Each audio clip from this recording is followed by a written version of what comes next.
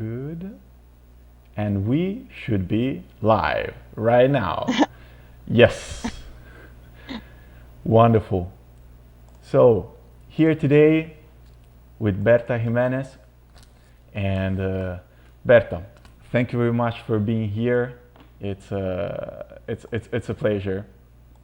And so let's start talking about your startup and what rice product does. And one thing that I like to do when I start the interviews is you have 1 minute, 90 seconds, pitch your idea and what your startup does. Cool. Well, thank you so much for having me here. So yeah, I'm Bertha Jimenez. I'm the CEO and co-founder of Rice Products. And what we do is we work with organic byproducts and convert it into ingredients. Right now, we're working with the beer industry, in which we work with the main byproduct, which is malted barley. This is just boiled barley that has been used in the beer making process. And after that, we collect it, and we have a patent pending process in which we make it into a flour that's high protein, high fiber, and low in carbohydrates. And then we sell it to food manufacturers, bakers, and chefs. That's perfect pitch. It seems like you've been pitching that quite a lot of time, you know. Yeah. When did everything started? Also, kind of like the idea, like the concept behind rice has it started maybe in 2014, around that, but it was just a concept. Mm-hmm. And the concept was more about behind the concept is industrial symbiosis, the concept where we start. So basically it's the byproduct of an industry can become the raw material of another industry. So it was when I was doing my PhD, and I was trying to put this concept into life because NYU was organizing an innovation challenge of how we can make cities better. And probably you're familiar with the concept. I started in Europe, in Kalundborg, in Denmark. Mm-hmm. And it's this whole, it's a small town, but the whole town is using industrial symbiosis. So everything has a use, the heat that's left over from the building is used in the other building. Water is reused. So everything was so marvelous, and I just really was enamored of this concept. However, it's brilliant, but it has to be replicated in a way that makes sense to the context. Mm-hmm. So because I was based, and I'm still based in New York City, I was trying to see, okay, how can I take that concept and put it into New York? So I applied with this kind of concept to this challenge at NYU, and I was one of the ones that won the challenge. And you started to develop this idea from the Denmark model alone, or you were already together with some co-founder at the time? No, at the beginning it was me alone. Then I have a friend that helped me talk through the idea for the NYU challenge. And then we both won, and then we got the prize was a workshop in Shanghai. So we both went to Shanghai. But then was kind of okay, how we can make this into something that makes more sense in New York City, because Denmark, Kalundborg, and New York City are quite different, So yeah, so we were trying to understand, okay, what's going on in New York City? What's going, where can we start? Because we should start with one industry, from the byproducts of one industry to try to figure out what we can do. And then we can move on byproducts. So then my other co-founder, which is actually the co-founder who I started with, we started with the concept, but later on she moved on from the idea. But Nilufer, she was my initial co-founder. Mm-hmm. But then Ashwin, the one that kind of came on board after me and Nilufer were kind of figuring out, he was like, okay, let's see what's going on in your city. And actually with Ashwin, we went to a lot of okay, what's going on? What are the industries? And then basically we map out, what's going on. Like there's a lot of restaurants, there's a lot of bakeries, there's a lot of clothes, so we kind of like trying to understand what are the main industries. And we thought that one of like the biggest industries was the craft breweries. There were like more and more, and we just started taking tours. And to be honest, when we started, I didn't drink beer. I I didn't like beer. But it's not like I didn't like it. It's just like the beer that I have tried has been Pilsner, and it's still not my favorite. But then I try other stuff, and actually I do like the porters and the stouts very much. All right, gotcha. Yeah, but they're very different from Pilsner. So they are. So actually Ashwin and I, we start taking tours and we start looking, okay, what's going on, what's the main byproduct, and then we realized that that's where we learned. The main byproduct is called spent grain, and because we are in a city, there's no outlet for the spent grain, so it goes to the landfill. Oh, so it goes directly to the landfill, like not even food for animals or creating compost or something, nothing like that, like directly to the landfill. Not in New York City. Okay. Because even though the brewers know that this is something that could be used for animals, that they have tried to compose, they have tried to do something. There's no infrastructure for this. And also we don't have farmers nearby, like the closest farmers is like 2 hours ago, plus they have to pay, fees to get into the city. The fees, interstate, gotcha. Yeah. And this is something about your idea. That's why I named it, the first name that came into my mind was turning scraps into gold, because with your process, and this is something that I absolutely didn't know, once the grain has been brewed and has been boiled to make the beer, what remains is actually lower in fiber. It's lower in carbs, and it's higher in protein and fiber. So actually, you have something that gives you a lot of nutrients, but doesn't make you fat. Let's say in poor words. Yes. So how did you go on from that concept? So Ashwin is he's really like person that believes that in order to understand a problem, you have to live with the problem. Because initially we were trying to make a marketplace to sell and buy byproducts, but there's like this extra step that wasn't there yet. Because like when we try to make people like, hey, this is spent grain, do you want to work with it? Everybody was looking at us like a little bit like, that's weird,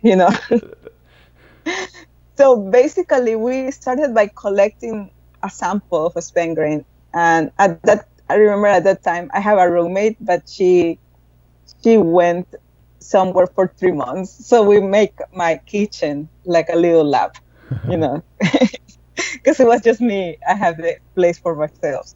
So basically we just took the research that's already out there, and we started testing the material, making a bunch of prototypes. So we thought about making it into food, but we also make it into paper, into construction material, into soap, into animal products, into additives. So we start like trying different things to see the properties of the material. But then and we also ate it, and we didn't die. So it's it was tasty, we like it. And then we're trying to understand, okay, what makes more sense for the material, and what it has like more of like a commercial value, like if there's a market, but also like a value for the material, for the characteristics of the material itself. And like helping us with so the EPA has a food hierarchy to don't waste, and the first thing that you can do is reducing the source, but it's already out there. But the second best is feed it to humans. And because of the characteristics like that we knew that it was a high protein, high fiber, and low carbs, and it also tastes pretty good. Like it wasn't like it was. Sometimes you have something that's super nutritious but tastes so bad. So we're like, okay, let's just make it into a food product. And because Ashwin and I were both mechanical engineers, and our PhDs mine is in technology, management, and innovation, and his is more in technology and society. Like we don't have a food background. So that's why we're like, okay, let's make a process into make it into a ingredient that somebody else can use and make into something. Because we knew that we were able to process materials, but we didn't have the background to make it into a food product. Yes. And that's what we did. Like we converted, and actually we did try other byproducts. So we did try the distillery grains. So when you make a whiskey, you also have like this mash. We also try wine byproducts, which is pomace, which is like the grapes, the skins and the stems and all the stuff. Yeah, and now I'm showing for the people who are watching your page, your website page, and actually here we can see the team. Yeah. And exactly the other byproduct you're talking about. So the pomace. Yeah, the pomace and soy milk. We also try soy milk, but the one that makes. So we understood that basically the moisture content is pretty similar, which means it will have similar challenges, and you will have a similar material. But of course, at the end, it will vary. Like a wine will have more antioxidants. The soy milk, which is okara, it's still high in fiber and in protein, but the flavor is pretty different, than beer, So all of these other byproducts, let's say they were more kind of an experiment. For example, if I see your main product right now, the super flour, the big pack of flour, that is 100% from spent grain for brewery. Yes. Yeah, so these were most of an experiment to understand if, does a process can function to other byproducts. Even though our main byproduct is from the beer industry, we wanted to create something that is not just for the beer industry, but if we want to move to another byproduct, we can always move to another byproduct. Yeah, and then, like we also start working with, then once we have like a flour, we start working with some bakers and chefs. We start like saying like, hey, do you want to try this? And we put a dinner together with a chef, and actually then we found our first investor, and then we're like, okay, I guess we are a food company now. Exactly, and this is something that I'd like to dig a little bit more into. So you started, and this is very interesting. You started with the idea, and the idea was to reduce waste. Then you focus on what is one of the biggest source of waste in my city, the city where I live in now, and you identified the breweries and the spent grain. After that, how can we use that? And you tried different things. You came up with a product. And finally now, let's say it's time to, as you said, become a company. When did you decide to make the change? How did you manage the investment? Because I assume you need some ovens, you need some machinery, some things, to actually turn the spent grain into. How did you validate your product? You had this first dinner, and walk me through the process from the idea to actually, yes, we are a company. So I finished my PhD in 2016. And before that, to be honest, like me and my co-founders, at that time, we didn't have too much time because, we were all like working our PhDs or whatever, or, working full time. So we were just like having like this more like a weekend project, or like a late afternoon project that we will go and we'll do a little bit here and there. So I finished my PhD in 2016, but at the same time, we got a grant from NYU that they give a grant for students or professors that want to create sustainable projects. Mm-hmm. So I have this grant, and my PhD was finished, and I thought, okay, now I have a little bit more time. So I want to see if this goes somewhere, you know, because I knew that if I start if I start applying for a job, I would probably be it will happen the PhD again, I won't have time. And I just wanted to try to see if this goes somewhere, or should I just, it was a nice concept and let it go. Sure. So with that grant, what we did was we start going to conference also to understand better the industry. Mm-hmm. And also we got also an extra money from another person that we met through one of these scenes to invest You started collecting kind of some investors. Yes. Going to okay. Yeah.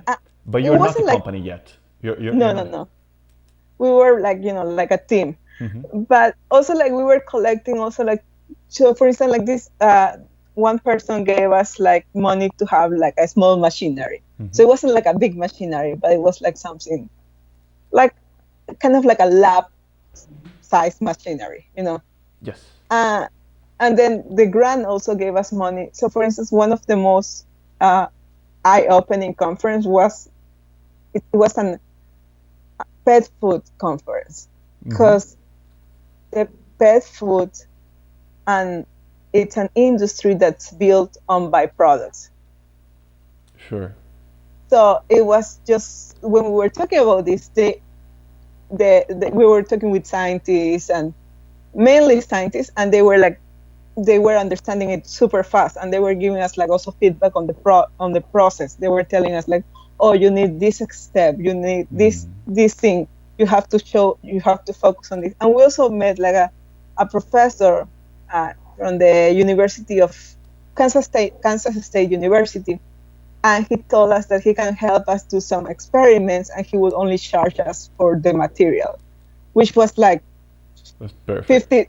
Yeah, it was $50, and then he didn't even charge us, so.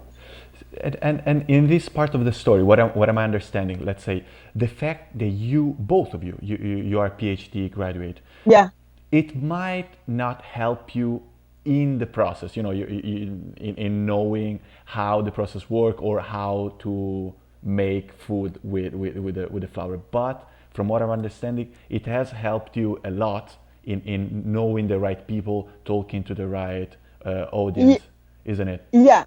It helped us a lot, also in the research part, understanding who should we talk, and also understanding that,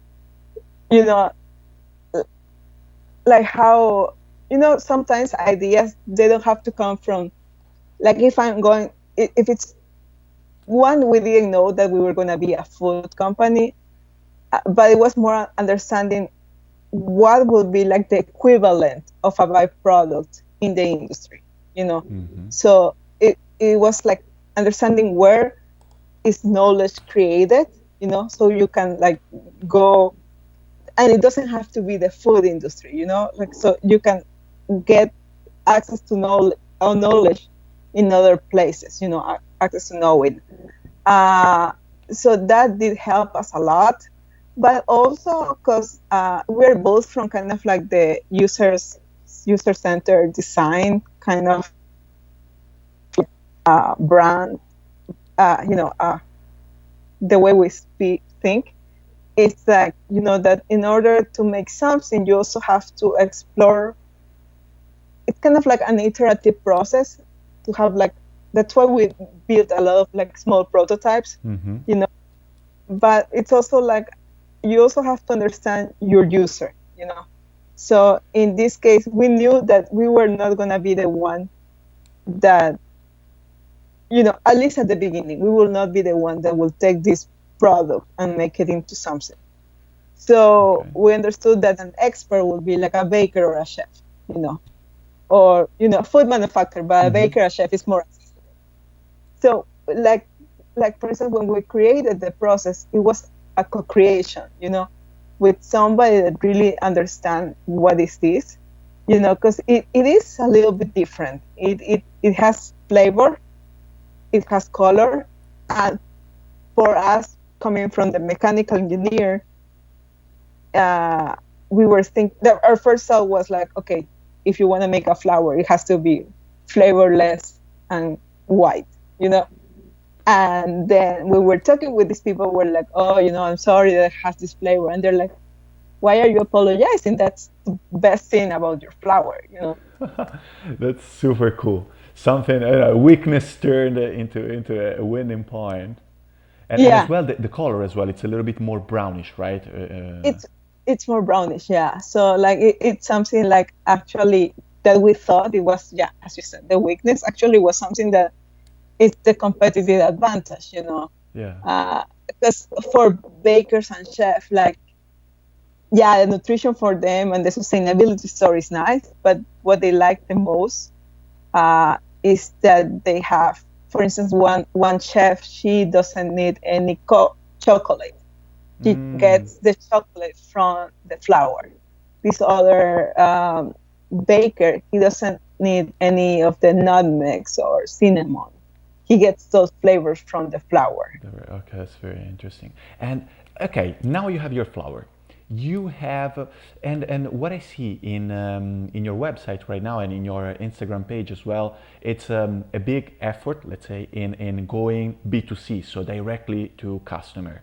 But at the same time, right now, is your business more focused on bakeries, so B2B to other businesses, or the customer side? It's still the most important one.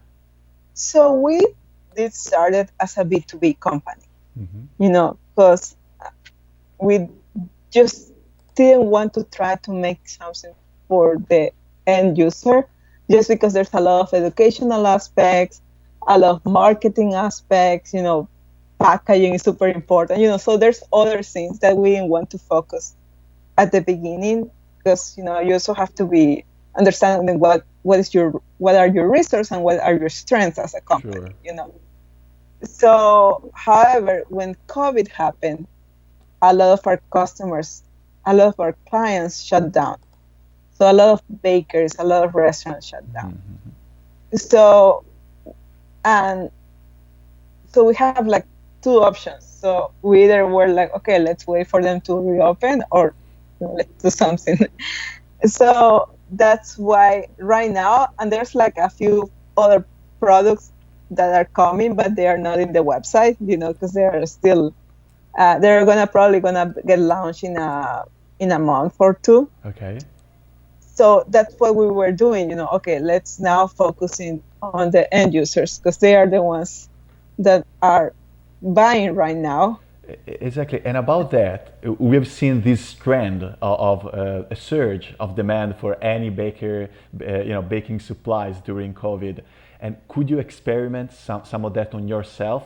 Did you see a spike, a rise in the demand of your flavor during COVID, or you entered the market a little bit too late, so you didn't actually see that? So yeah, so one of the things, because we were a B2B, in order to have more like B2C sales, one of the important parts is like the packaging and the marketing.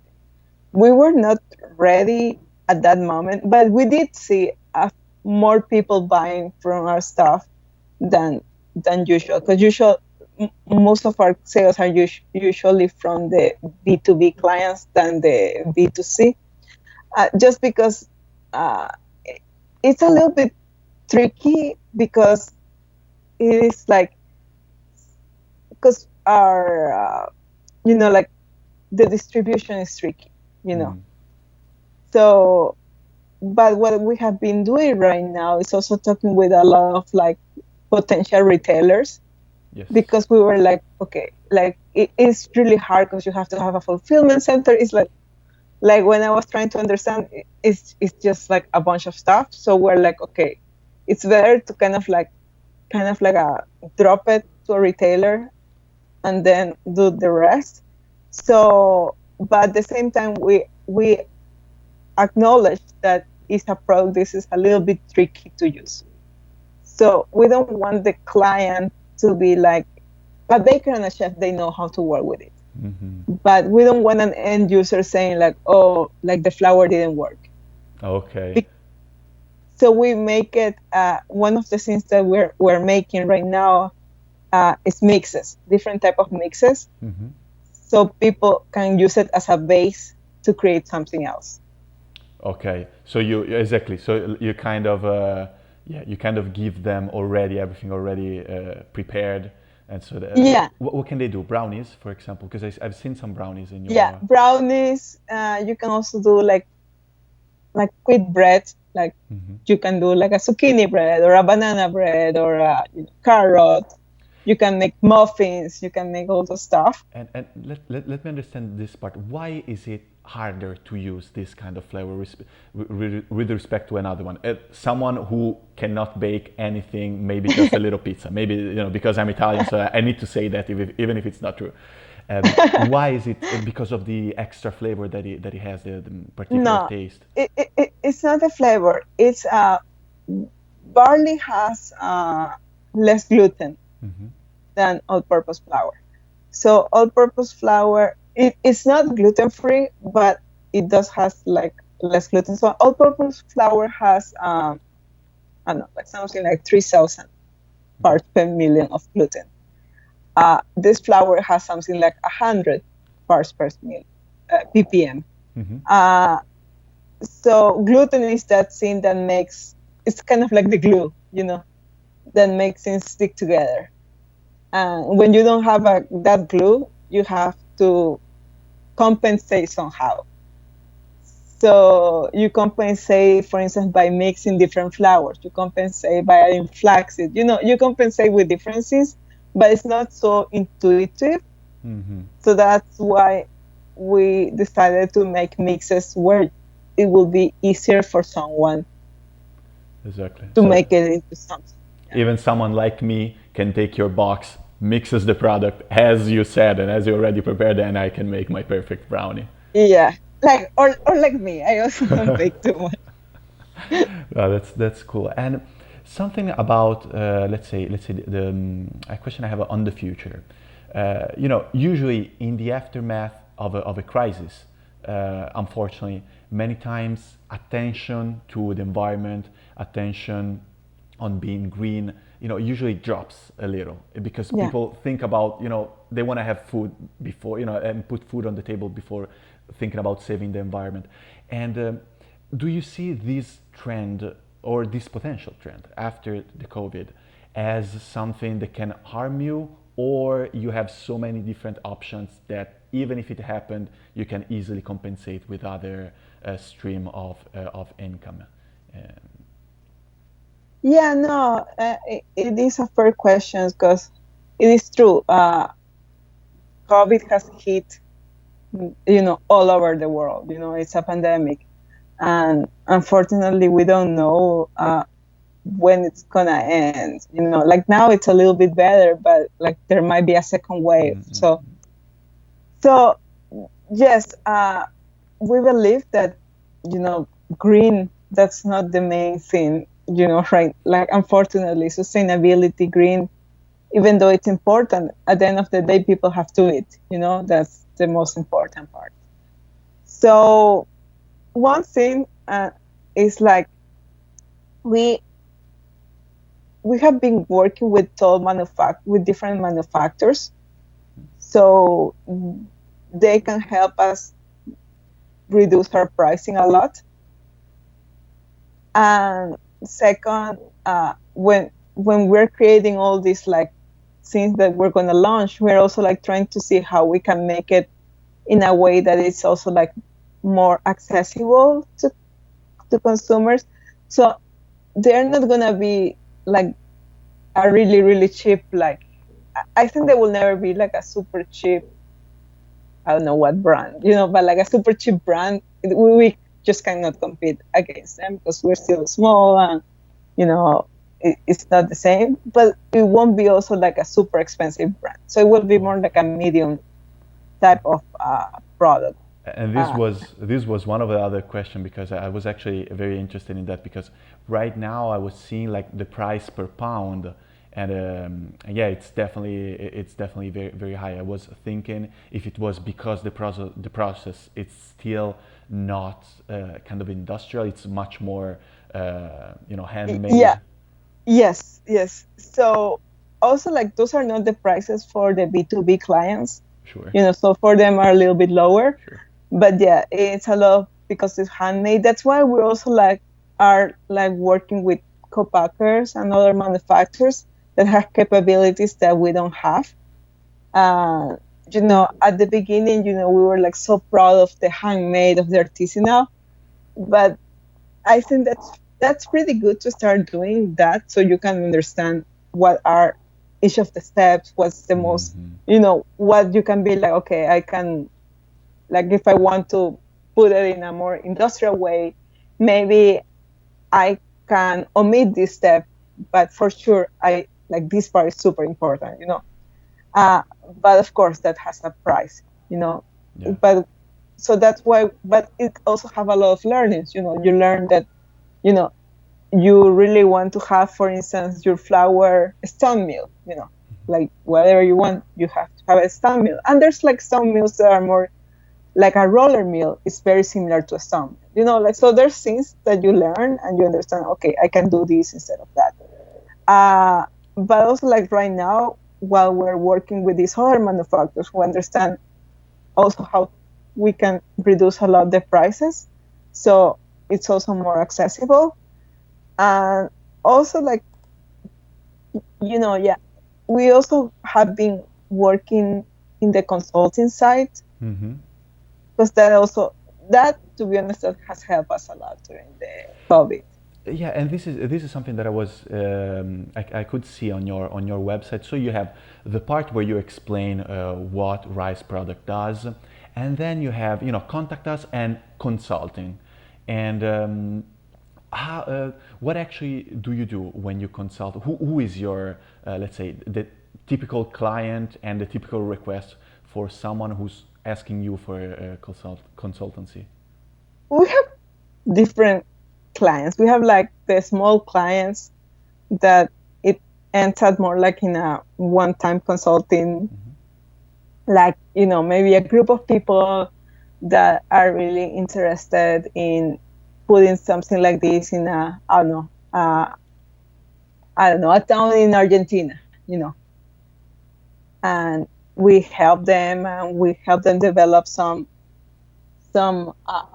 intellectual property, some process, but it's more like a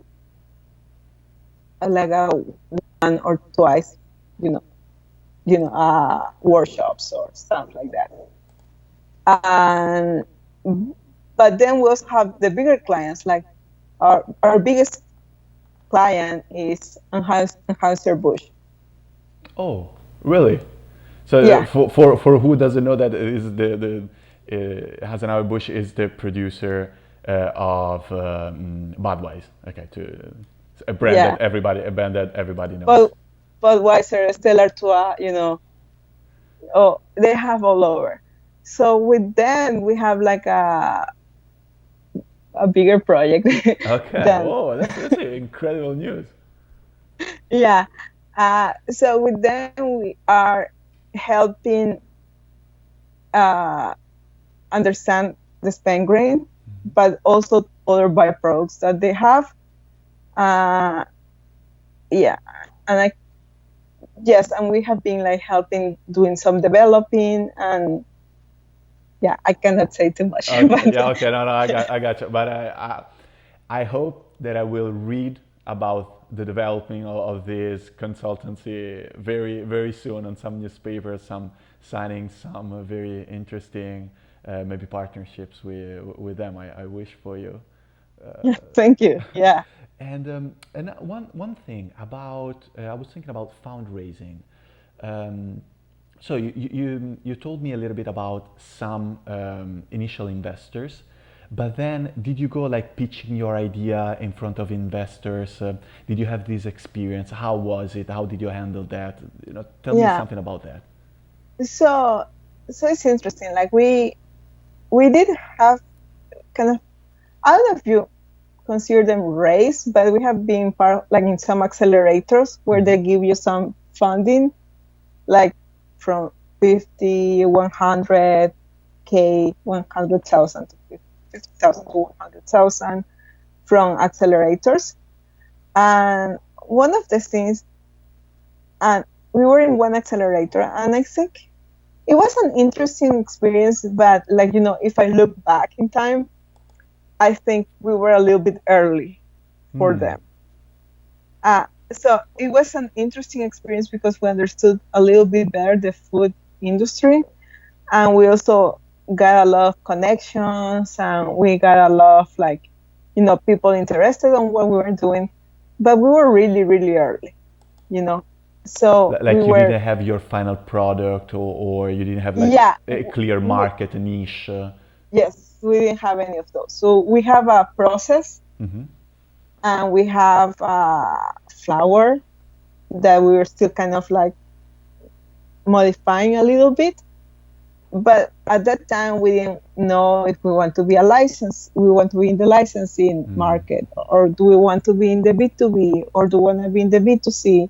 We were still understanding how the flour works. So it did help us in the fact that, we understood, we met a lot of people in the food industry, but we were not ready yet, I see. For anything. One of the things, when you were on, I think in any accelerator, one of the things that they want is you to get fundraising, to do a lot of fundraising. But because we were not ready yet, we did do fundraising, and we almost still finished a deal. But then the main investor back up, I think the last, we were talking with this guy for 6 months, and then he back up. How much was the potential investment? How much was it? What was the order of magnitude?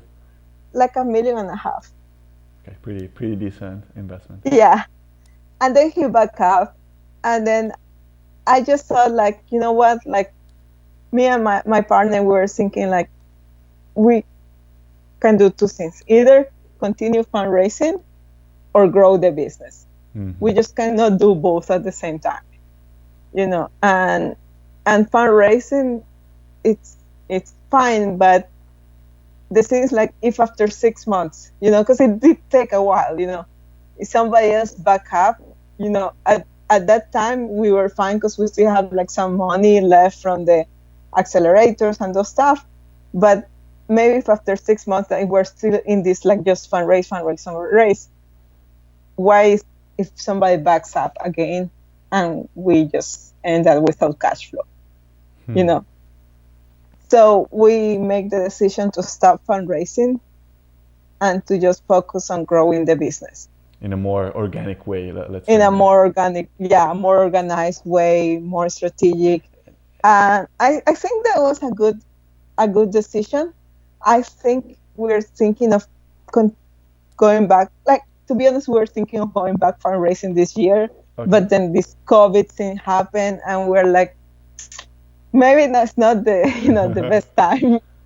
But we're thinking of doing it again, maybe either later on or maybe next year. Because I think now we are in a better position that we were at the beginning. Is the business profitable right now? Yeah, but it's not super profitable. It's not we're gaining millions, but yeah, it is profitable. Okay, because I see, now you have, let's say, a process which is well established, and you're trying to improve that, and you're working on improving that. You have some different customers. The business kind of fuel itself, and can keeps on growing, and even without fundraise. Usually these are the conditions when investors they like to invest, aren't them? Something that works, that already works, which is kind of consolidate. If I inject cash, we will grow and we will scale the business. Yes. And especially it's a little bit more, it's harder on fundraising for the food industry. That, for instance, in the software industry, it is way easier to fundraise.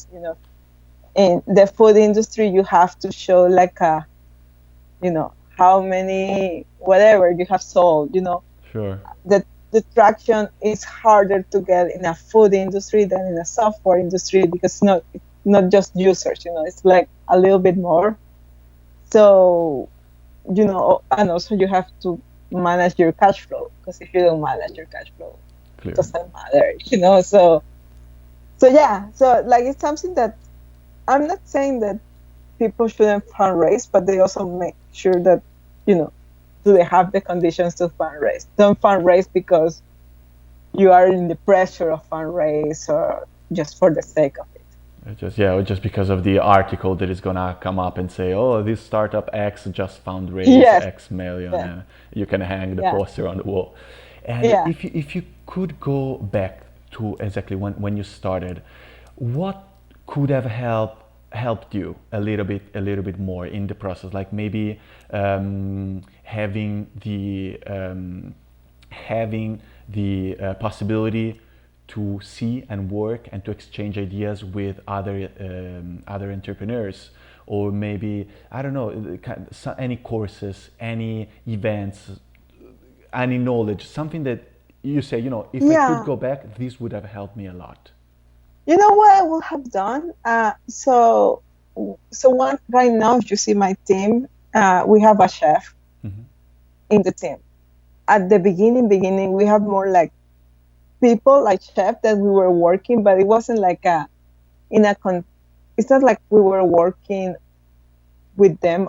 Like they will make a product, they will try it, they'll give us feedback, but we were not working a systematic way. Okay. And if I go back, for sure, one of my team members will have been a chef, because even though we were not trying to sell a finished product at that time, it was so important for us to understand how our product works. So it was like a skill set that was super important. And I would probably also have somebody that, actually like something that we're still sometimes looking for, is somebody that help us more on the sales part. The sales part. Yeah. So I would have put a team more, I think I'm so glad that I have Ashwin in my team, and I'm so glad with the team I have now, but I would have put a stronger team with people that were the right skill sets. And diverse. So, we have the sales, we have the chef, we have the mechanical, we have the technical. We have the branding, we have those things. Because even though, the core was there, these other parts were also super important, So I think that would have helped us. And, another thing that I would have done if I have come back is like, we were working, so for instance, like we were working and we're still working in a private label product with Whole Foods. And it's amazing because it's Whole Food, like the whole thing, like who doesn't want to have a private label with them? The only thing is like they take from 12 months to 24 months to come up with a product. Okay. So it's long, In startup days, in startup years, 24 months is like centuries. Yes. So, because like somebody else was doing this product, we were like, okay, I'm fine being a white label. I'm still fine being a white label, but I don't have the urgency. They don't have the urgency that I have. Yeah. Now I was thinking, just for anybody who will watch the video, private label means that you produce the product for Whole Foods, but then all the customers, all of us, will go in Whole Food and we will find this product under the Whole Food brand. That's private label. Yes. So just to for who might not know that. Yes. No, that's important. So so we were kind of like saying like, okay, somebody else is gonna produce it. Somebody, we will like provide whatever. We will be part of this journey. We'll provide the flour. We'll do all this stuff. but we didn't want to put, us out there as for the end consumer. So Yeah. right now, after COVID, we really have to work hard, So actually, we are like, I think we will have this launch in and making a product for the end user, I don't know, in 4 months, Not bad. Not bad. So it's just like we could have like, I think we wasted a little bit of time because we're like, if somebody else can help us do that. But at the end of the day, yes, it's great the collaborations, it's great the partnerships. But at the end of the day, you have to see what is important for you as a brand. As a Like, brand. and don't be afraid to like, put yourself out and try to sell your own things, because Even if you're pulling out from Whole Food or from some big names, it can be super hard again. Or you can work with both, you can like sell your own stuff, but also be a private label someone else. But then you know that you can do it in like, I don't know, 6 months, 4 months, 5 months. And in the other one, yes, that would be a great sales, but you just have to wait 24 months, So that definitely makes a lot of sense. And another question that I would like to ask you, and given also the times, and the events that we're witnessing in this period, and I mean, you're part of a minority. You're coming from Ecuador, right? Yeah. Okay. So like me and like so many other people here in the United States, we are not, from here. We're not Native Americans. Yeah. Plus, you are a woman. So how these two things? Did you ever experience any kind of prejudice, something like that, or it actually everything worked pretty well? Nobody looked at you different because you were part of a minority, or because you were because you are a woman. Well, I have experienced prejudice, and actually, especially because like.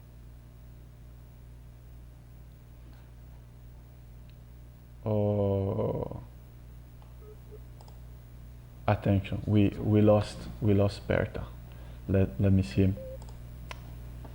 Let me see. Okay. Bertha, can you? I'm here. Can you hear me? Okay. Connection. We yes, I can see you. I can hear you. All right. Yeah. Sorry. So you were. So I was saying that I have experienced prejudice for, I think, well, for both, for being a woman and from being an outsider. Mm-hmm. I remember, so one part of our industry is part of kind of like in the waste management industry, because we're dealing with byproducts.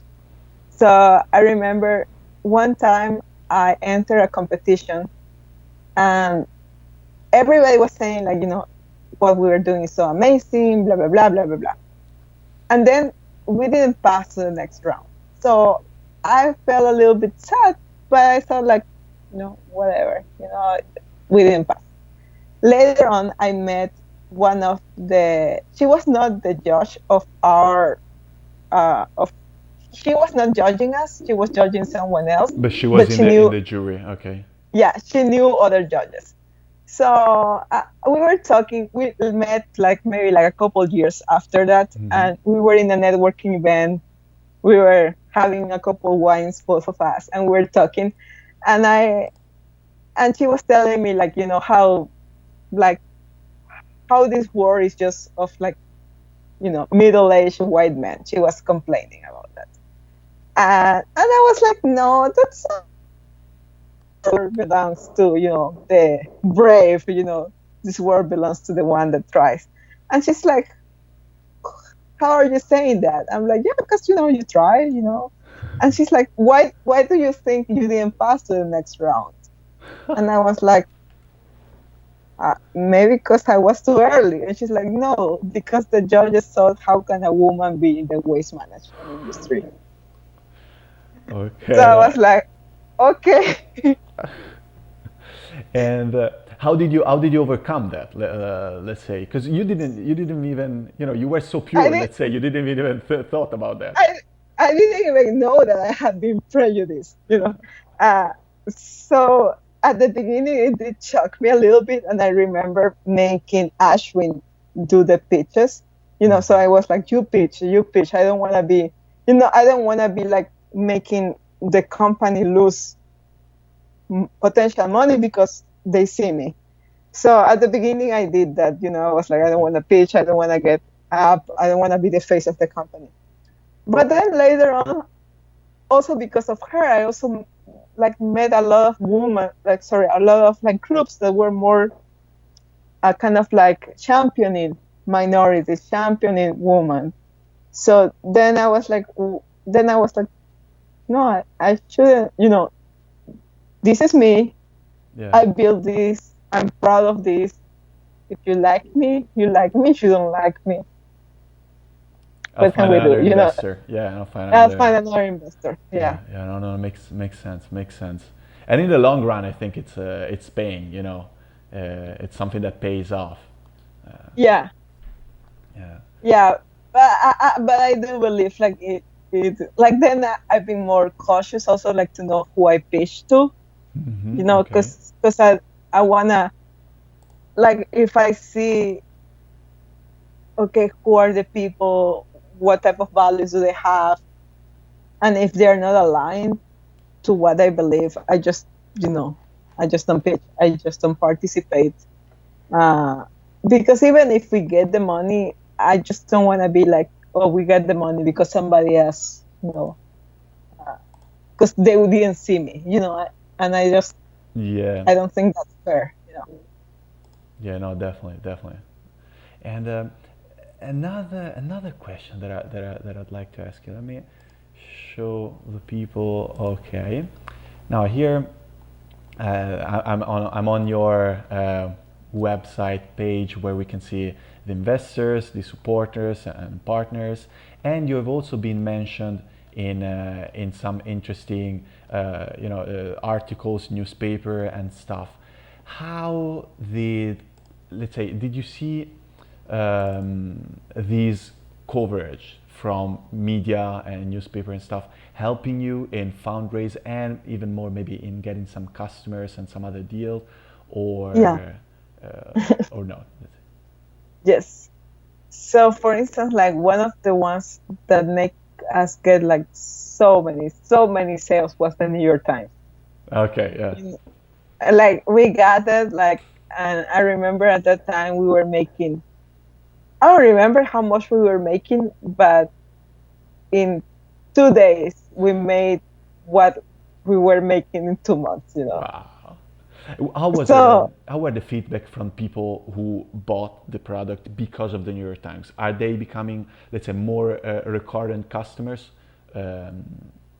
So, from the end users, it's a little bit hard for me to track.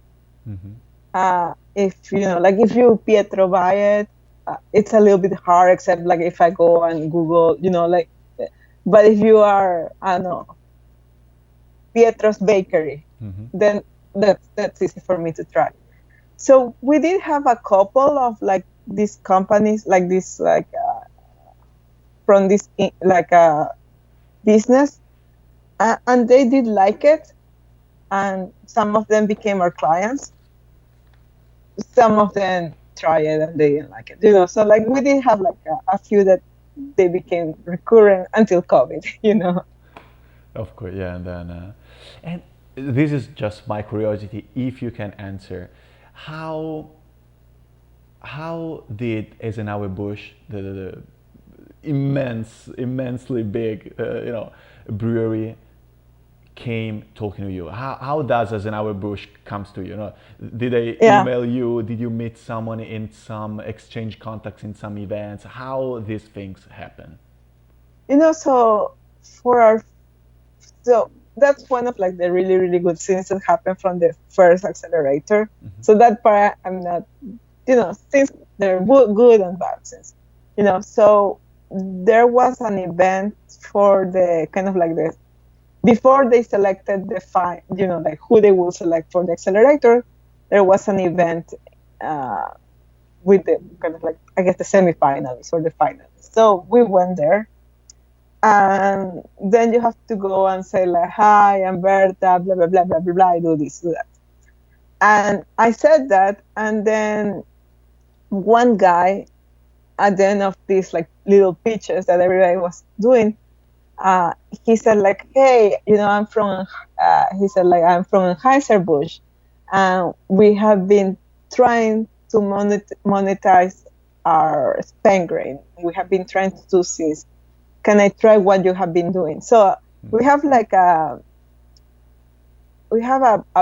was a muffin, and it was really delicious, but it wasn't so pretty, Okay. So it was like so he tried it, and he was like, "Oh my God, this is amazing. We have tried doing stuff, and it doesn't taste as half of good as this tastes."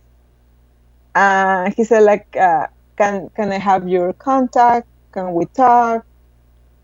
And then, yeah, but it did take us like, from the "can I have your contact" to like, let's do something. It took us like 2 years, Yeah, corporate world. Yeah. I know something about the bureaucracy and stuff. Yeah, Yeah. it's of course a huge mechanism that they have to move to even.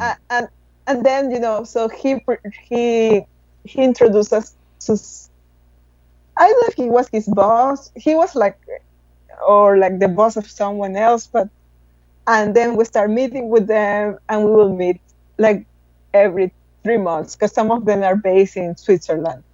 Okay. And we will talk, and we'll like, kind of like, okay, like, let's do something, And then finally there was a program that they were opening in which they will be kind of like they were looking for certain things, and one of the things was like for the Spain grain applications. So one of them told us like, apply to this program, so we can get you inside the Anheuser-Busch. So we apply, and then we start making business with them. But it took us a while. That's super interesting. From a lot of muffins and a lot of brownies. in these 2 years, like, did you fine-tuned the expectation from each other? So did they tell you, we wanted something like this for this plant, and then they changed the idea? Besides the bureaucracy and all the process of approving all the steps that they have to make, did they also change what they were expecting from you in this time, or was more a bureaucracy thing? So I think it's a little bit of bureaucracy, but it's also a little bit of finding who will be like your, I guess, like your counterpart in for instance, in that case, in AB InBev. Because there was one moment in which we were talking with this lady, and we just realized we were not going to go anywhere with her, because she was asking a lot, and we were not getting almost anything, So we knew that, like, cool to talk with her, but we were not going to go anywhere. So we just went back to another guy that we were having more rapport. And finally, he was the one that told us about this, because they wanted to have application from the Spain grain. I don't think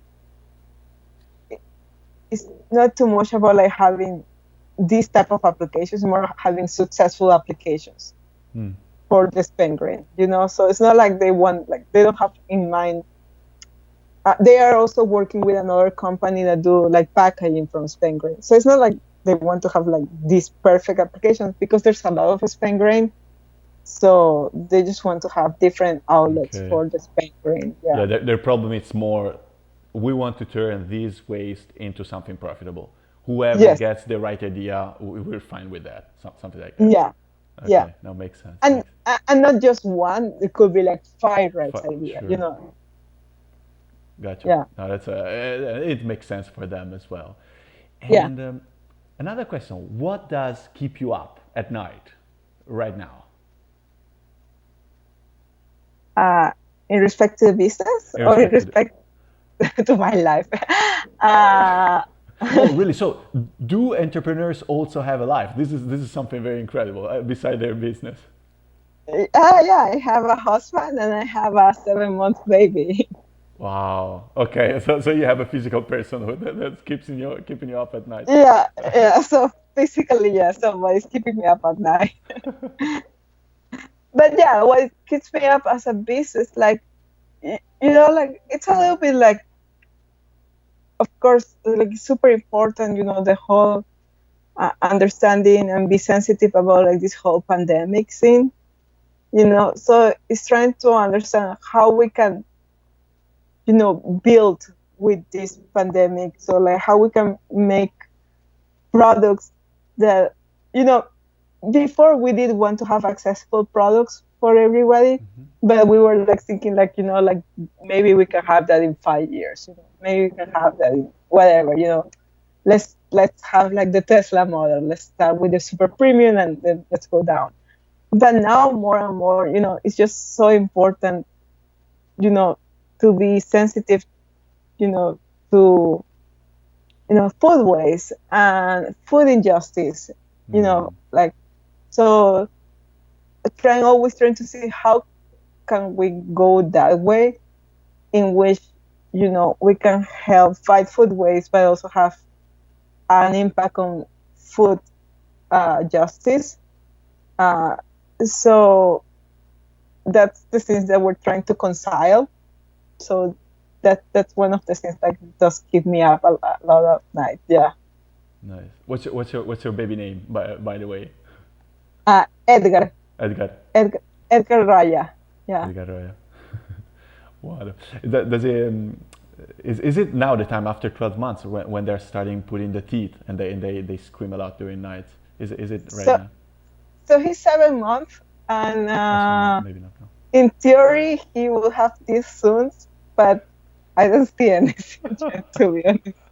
So the worst has to come yet. Yeah.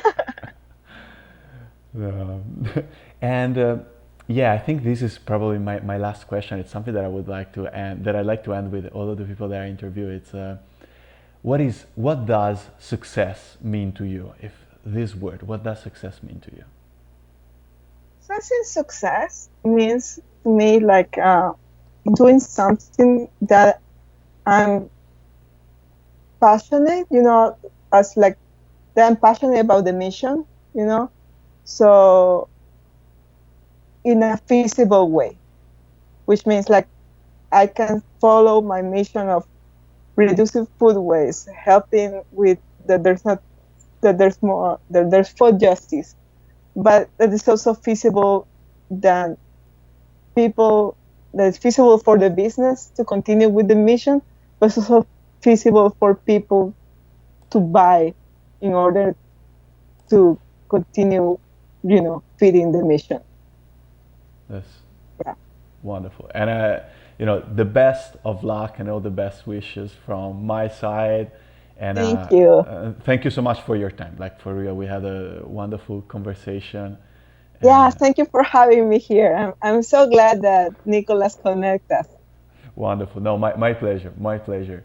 And beware that I will probably ask you in some time for another update on how things are going. And yeah, I will have you on my contact list for sure. Thank you, Pietro. Very nice talking to you. Bertha, thank you very much. Thank you for your time. And I will leave in the description all the link for our friends to come and visit your website, visit your Instagram page, and all the best of luck for your mission. Thank you very much. You. Bye. Bye. Ciao, Bertha. Bye. Ciao. Bye. Ciao.